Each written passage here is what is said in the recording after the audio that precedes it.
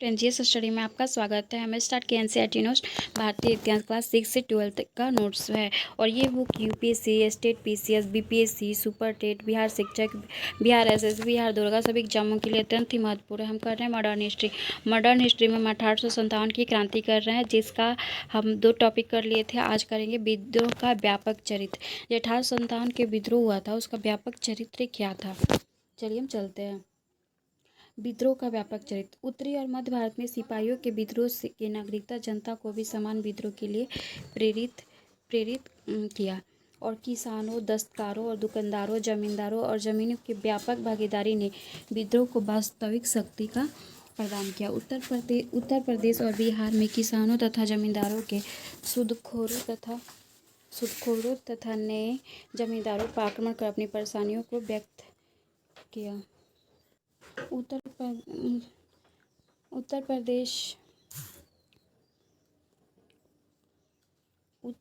और बिहार के किसानों तथा जमींदारों और सूदखोरों के नए आक्रमण पर अपनी परेशानियों को व्यक्त किया। विद्रोह का लाभ उठाकर उन्होंने सूदखोरों की खाता बहियों और ऋण के दस्तावेजों को नष्ट कर दिया। अदालतों और तहसील कार्यालयों द्वारा माल गुजारी के दस्तावेजों और तथा थानों पर आक्रमण किए गए। उसके आगे हम चलते हैं। 1857 के विद्रोह की शक्ति बहुत ही हिंदू मुस्लिम एकता में निहित थी। सभी विद्रोहियों ने बहादुर शाह को अपना सम्राट स्वीकार कर लिया। नेतृत्व के स्तर पर हिंदुओं तथा मुसलमानों की समानता प्रतिनिधि प्राप्त था। विद्रोह में हिंदू मुस्लिम एकता को स्वीकार करते हुए एक ब्रिटिश अधिकारी एनसीसी ने स्वीकार किया कि इस मामले में मुसलमान हिंदुओं से नहीं लड़ा सकते थे। 1857 की घटना को से स्पष्ट होता है कि मध्यकाल में 1858 ईस्वी में पहले भारत की जनता एवं राजनीतिक अपने मूल रूप से सांप्रदायिक नहीं थी। 1857 के विद्रोह के प्रमुख केंद्र। 1857 के विद्रोह के प्रमुख के विवरण निम्न है, जिसमें है दिल्ली में इसमें विद्रोह के प्रतीक मुगल शासक बहादुर शाह जफर थे, परंतु वास्तविक नियंत्रण एवं सैनिक समिति के नियंत्रण, जिसके प्रमुख जनरल वक्त खां थे। जनरल वक्त खां ने बरेली के सैनिकों का नेतृत्व किया था तथा उनको दिल्ली ले आए। ब्रिटिश सेना में तोपखानों के एक सामान्य सूबेदार थे। वक्त खान विद्रोह के प्रमुख केंद्र में साधारण तथा निम्न वर्ग के प्रतिनिधि थे। कानपुर इस विद्रोह के नेता नाना साहब थे, जो अंतिम पेशवा बाजीराव द्वितीय के दत्तक पुत्र। सिपाहियों की सहायता से नाना साहब ने अंग्रेजों को कानपुर छोड़ने पर विवश किया तथा स्वयं पेशवा घोषित कर दिए गए। नाना साहब की ओर से लड़ने का मुख्यतः उनके विश्वसनीय सेवक तात्या टोपे और सिपाहियों पर था।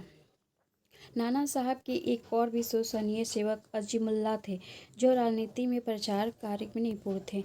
लखनऊ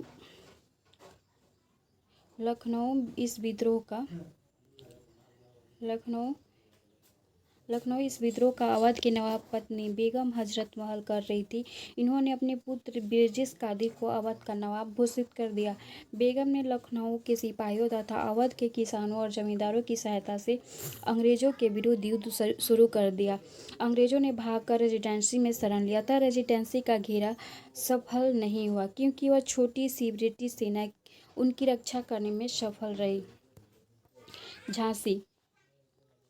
झांसी का विद्रोह नेतृत्व रानी लक्ष्मीबाई ने किया था। यह झांसी के दिवस शासक गंगाधर राव की विधवा थी। जब अंग्रेजों ने झांसा की गद्दी के लिए एक उत्तराधिकारी गोद लेने के लिए रानी ने अधिकार को नहीं माना, तो उनके राज्य का अधिग्रहण कर लिया गया और उन्हें धमकी दी गई कि झांसी में सैनिकों को भड़काने के लिए उन्हें उत्तरदायी माना जाएगा। तब रानी ने विद्रोहियों में शामिल हो गई। विद्रोहियों के साथ मिलकर रानी अंग्रेजों में बहुत बहादुरी के साथ लड़ती रही और युद्ध के दौरान झांसी छोड़ने पर युद्ध के विद्रोहियों से मिलकर अंग्रेजों से बहुत बहादुरी से लड़ती रही और युद्ध के दौरान रानी झांसी छोड़नी पड़ी और तात्या टोपे तथा अपने अफगान रक्षकों की सहायता से उन्होंने ग्वालियर पर अधिकार कर लिया। ग्वालियर में अंग्रेजों का वफादार महाराजा सिंधिया ने रानी से लड़ने का प्रयास किया, किंतु उनके अधिकांश सैनिक रानी से मिल गए। सिंधिया ने आगरा जाकर अंग्रेजों से शरण ले लिया और 17 जून 1858 को अंग्रेजों से लड़ते हुए रानी वीरगति को प्राप्त हुई। फ्रेंड, आपसे रिक्वेस्ट है कि ये वीडियो आपको पसंद आया हो तो लाइक और सब्सक्राइब जरूर करें।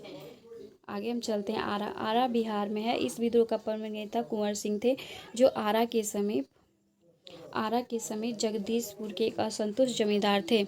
ये विद्रोह के संभवतः सबसे प्रमुख सैनिक नेता तथा रणनीतिज्ञ थे। फैजाबाद मौलवी अहमदुल्ला फैजाबाद विद्रोह का एक प्रमुख नेता है। ये मद्रास में रहने वाले थे और जनवरी 1857 में उत्तर में फैजाबाद आ गए थे। फैजाबाद इन्होंने ब्रिटिश सैनिकों उस कंपनी से भीषण लड़ाई लड़ी जो उनके विद्रोह के प्रचार से रोकने के लिए भेजी गई थी। 1857 में जब बगावत भड़क उठी थी तो ये अवध में एक मान्य नेता के रूप में उभरे थे। 1857 के विद्रोह की असफलता का 1857 के विद्रोह का बहुत बड़े क्षेत्र में विस्तृत था और इसे जनता का व्यापक समर्थन प्राप्त था, परंतु फिर भी यह पूरे देश में भारतीय समाज के सभी अंगों और तथा वर्गों में प्रभावित नहीं कर सका। 1857 के विद्रोह की असफलता का निम्न कारण है।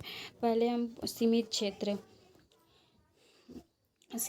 विद्रोह दक्षिण भारत तथा पूर्वी और पश्चिमी भारत के अधिकांश भागों में विस्तृत नहीं था, क्योंकि इन क्षेत्रों में पहले से अनेक विद्रोह हो चुके थे और बम्बई, मद्रास, बंगाल और पश्चिमी पंजाब में जनता विद्रोह की सहानुभूति रखती थी। फिर भी ये अप्रभावित रहा। इसके अतिरिक्त असंतुष्ट तथा बेदखल जमींदारों को छोड़कर उच्च तथा मध्य वर्गों के अधिकांश लोग विद्रोहियों के आलोचक थे। देशी राज्यों तथा अंग्रेजों के सहयोग भारतीय राजवाड़ों के अधिकांश शासक और बड़े जमींदार स्वार्थी तथा अंग्रेजों की शक्ति से भयभीत थे, इसलिए विद्रोह में शामिल नहीं हुए। इसके साथ ग्वालियर और सिंधिया, इंदौर के होलकर, हैदराबाद के निजाम, जोधपुर के राजा और दूसरे राजपूत शासक, भोपाल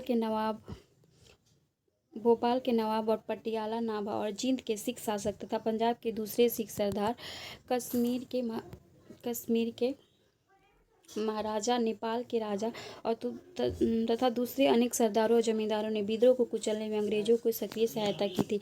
वास्तव में भारतीय शासक में 1% से अधिक विद्रोह में शामिल नहीं हुए थे।